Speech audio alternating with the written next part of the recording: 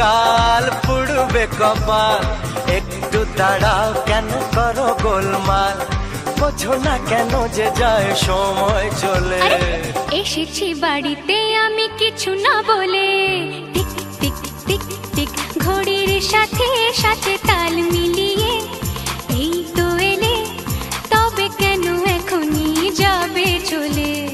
বলো কি বলার আছে, এসেছি তোমার কাছে। হে, বলো কি বলার আছে, এসেছি তোমার কাছে, বোঝো না কেন যে যায় সময় চলে।